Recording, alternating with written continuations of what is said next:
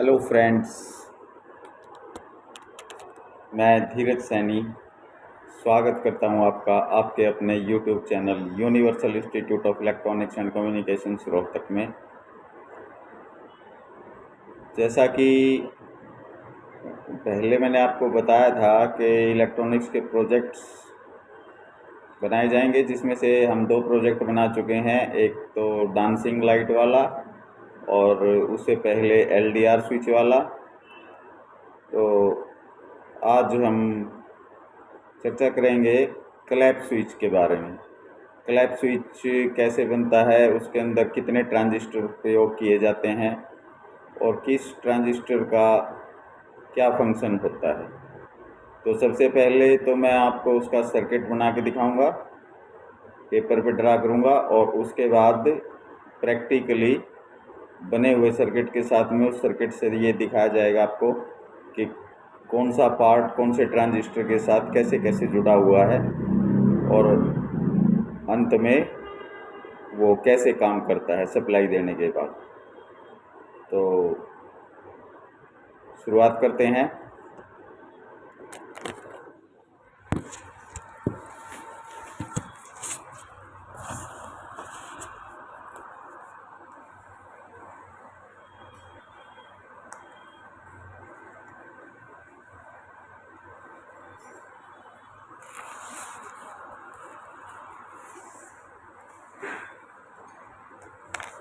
जैसा कि आप देख पा रहे हैं,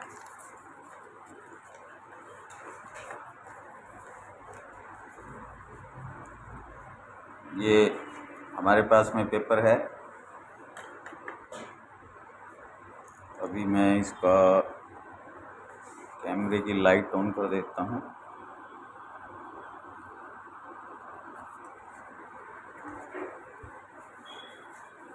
इसमें 4 ट्रांजिस्टर्स का प्रयोग किया गया। 4 ट्रांजिस्टर एनपीएन है। सबसे पहले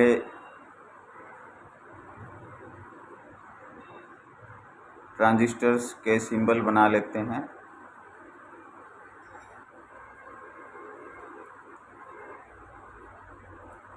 ये एनपीएन ट्रांजिस्टर का सिंबल है। एक,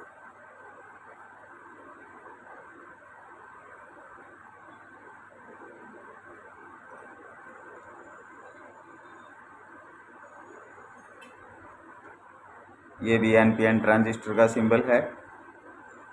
2,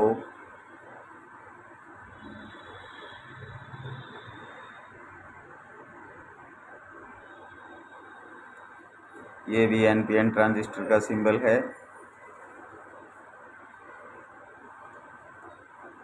और ये भी एनपीएन ट्रांजिस्टर का सिंबल है। तो यहाँ पे हमने 4 ट्रांजिस्टर एनपीएन शो कर दिए हैं।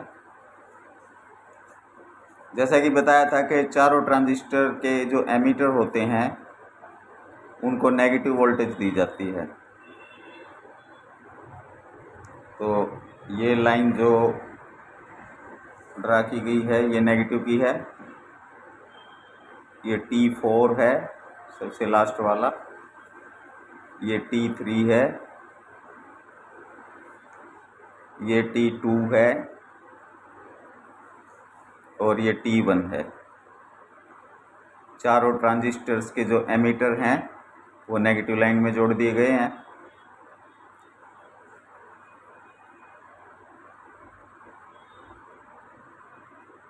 T1, T2, T3, T4।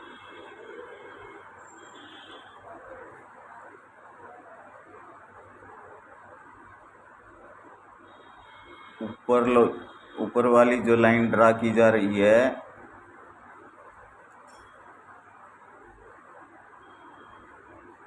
ये है पॉजिटिव।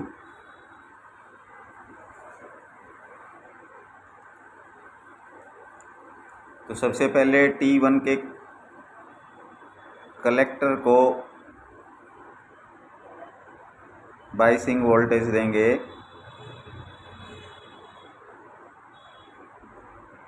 रजिस्टर लगा के 3.3 के यानी 3.3 किलो ओम का। अब इसके बेस को बाइसिंग वोल्टेज देंगे पॉजिटिव लाइन से एक रजिस्टर लगाया 2 मेगा ओम और यहीं से एक रजिस्टर लगाया नेगेटिव लाइन में जिसकी वैल्यू है 330 किलो ओम।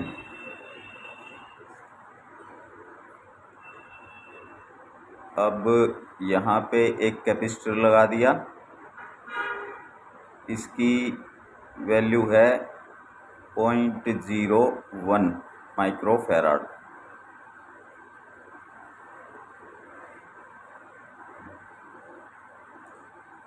और यहाँ पे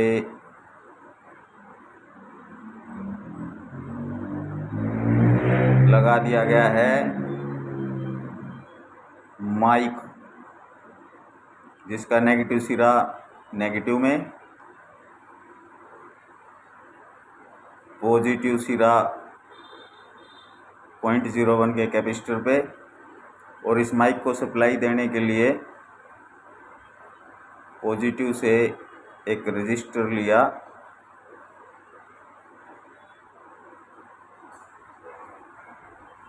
15 किलो ओम का।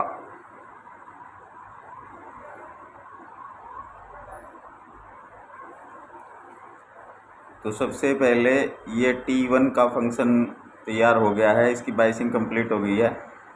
इसे हम बोलेंगे AF amplifier, audio frequency amplifier.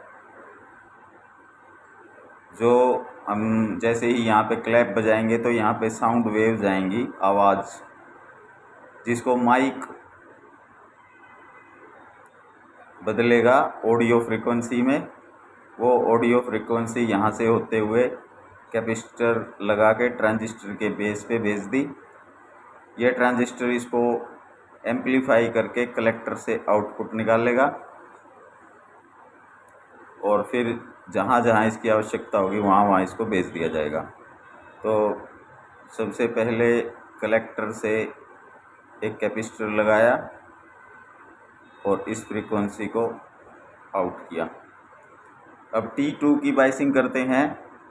इसके कलेक्टर पे वोल्टेज दी रजिस्टर 1.5 के ओम लगा के।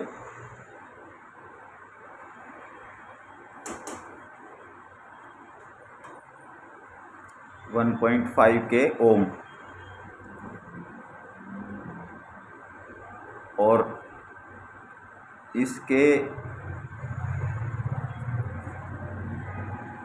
बेस को वोल्टेज देंगे T3 के कलेक्टर से। तो पहले T3 के कलेक्टर की वोल्टेज कंप्लीट करते हैं।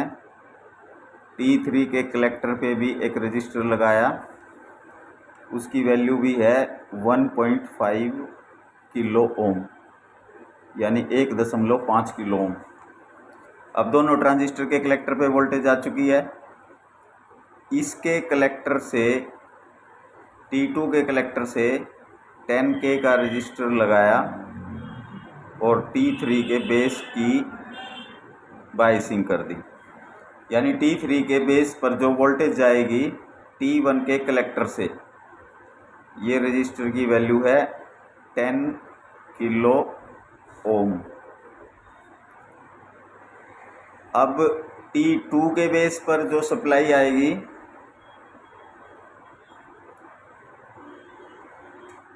वो T3 के कलेक्टर से, रजिस्टर लगाया 10 किलो ओम।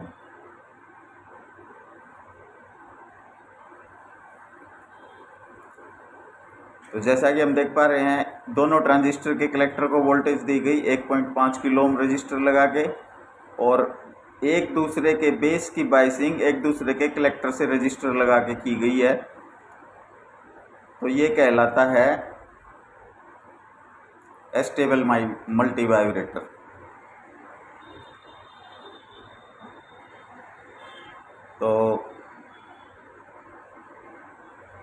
इस सिचुएशन में इन दोनों में से एक टाइम पर एक ही ट्रांजिस्टर ऑन रह सकता है।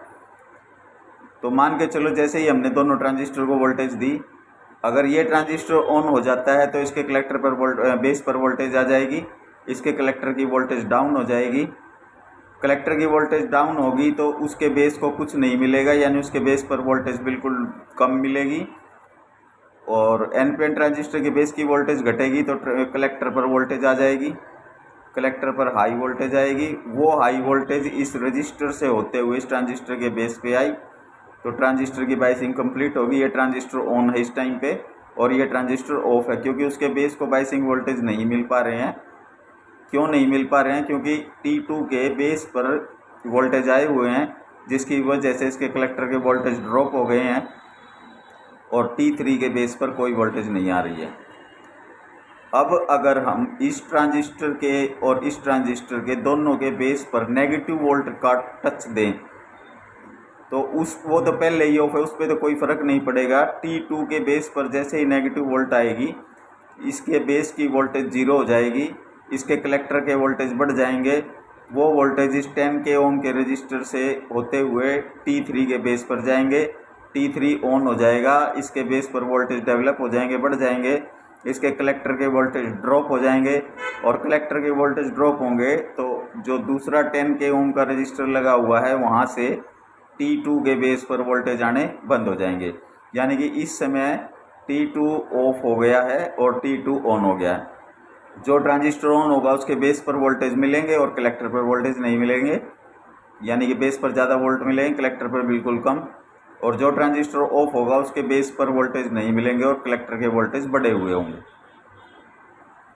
तो अब जो AC voltage audio frequency amplifier से ऑडियो फ्रीक्वेंसी मतलब साउंड वेव्स को ऑडियो फ्रीक्वेंसी में बदल के हमने यहाँ से एम्पलीफाई किया, उसको AC वोल्टेज के रूप में हम यहाँ प्रयोग करेंगे।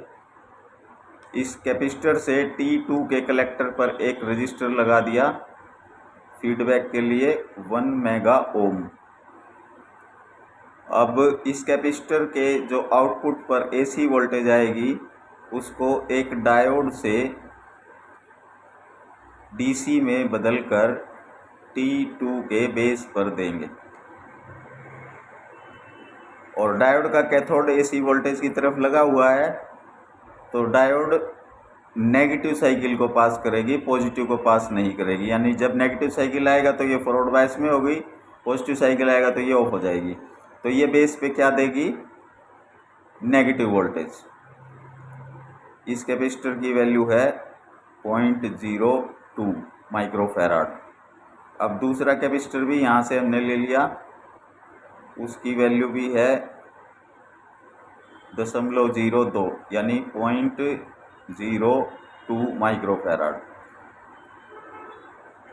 अब यहाँ से ये जंप दिखाया, यानी कि ये इन दोनों ट्रांजिस्टर के एमीटर से नहीं जुड़ा हुआ है, एक जंप यहाँ दिखा दिया। अब T3 के कलेक्टर से, जैसे T2 के कलेक्टर से 1 मेगा ओम का रजिस्टर कैपेसिटर पर लगाया था, अब इस कैपेसिटर पर भी 1 मेगा ओम का रजिस्टर T3 के बेस से लगा दिया, कलेक्टर से लगा दिया। जैसे कैपेसिटर के बाद डायोड लगाकर T2 के बेस पर नेगेटिव वोल्टेज दी गई थी, इसी तरह इस कैपेसिटर के बाद यहाँ से डायोड लगाकर T3 के बेस पर भी नेगेटिव वोल्टेज दे दी जाएगी। तो जैसा कि मैंने बताया था कि एक टाइम पर एक ही ट्रांजिस्टर ऑन रह सकता है, और अगर हम दोनों ट्रांजिस्टर पर इकट्ठी नेगेटिव वोल्टेज भेजें तो जो ट्रांजिस्टर ऑफ होगा उस पर तो कोई फ़र्क नहीं पड़ेगा, जो ऑन होगा उसके बेस के वोल्टेज घटेंगे, वो ऑफ हो जाएगा, उसके कलेक्टर के वोल्टेज बढ़ेंगे, जिसकी वजह से पहले ट्रांजिस्टर के ऊपर यानी T2 के ऊपर बेस की वोल्टेज आ जाएगी, ये ऑन हो जाएगा, इसके कलेक्टर के वोल्टेज घट जाएंगे, T3 के बेस को कुछ नहीं मिलेगा तो T2 ऑफ हो जाएगा। कैसे होगा? जब भी आप माइक के सामने क्लैप बजाएंगे, यहाँ से साउंड वेव्स आएंगी, साउंड वेव्स को ये ऑडियो फ्रीक्वेंसी में बदलेगा। ऑडियो फ्रीक्वेंसी 0.01 के कैपेसिटर से ट्रांजिस्टर के बेस पे आएगी, ट्रांजिस्टर उसको एम्पलीफाई करके दोनों कैपेसिटर से आउटपुट देगा। कलेक्टर से जो आउटपुट देगा दोनों कैपेसिटर से आउट कर देंगे। दोनों कैपेसिटर की वैल्यू है 0.02 माइक्रोफैराड, 0.02 माइक्रोफैराड। तो कैपेसिटर के बाद में जो एसी वोल्टेज आएगी उसको हमने नेगेटिव डीसी में बदल के इस ट्रांजिस्टर के बेस पे दे दिया, और इस कैपेसिटर से जो एसी वोल्टेज आएगी उसको भी नेगेटिव वोल्टेज में डायोड से बदल के इस ट्रांजिस्टर के बेस को दे दिया। तो दोनों ट्रांजिस्टर के बेस पर नेगेटिव वोल्टेज आई।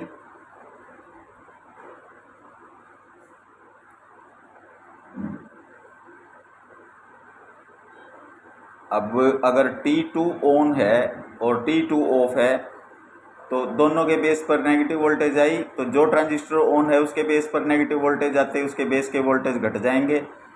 बेस के वोल्टेज घटेंगे तो कलेक्टर के वोल्टेज बढ़ जाएंगे। बढ़े हुए वोल्टेज T3 के बेस पर जाएंगे, T3 ऑन हो जाएगा। T3 के ऑन होने से कलेक्टर के वोल्टेज घटेंगे और इस ट्रांजिस्टर के बेस पर वोल्टेज आना बंद हो जाएंगे।